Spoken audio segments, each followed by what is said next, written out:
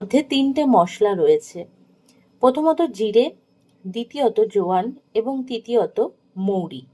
এই তিনটে মশলা সেম কোয়ান্টিটিতে, ধরুন এক কাপ এক কাপ এক কাপ করে একসাথে মিশ্রণটি তৈরি করে রাখলেন। প্রতিদিন রাত্রেবেলা ঘুমোতে যাওয়ার সময় 300 ml জলের ভেতর 1.5 চামচ দিয়ে আপনারা রেখে দিলেন। সারা রাত আপনারা ভিজিয়ে রাখবেন।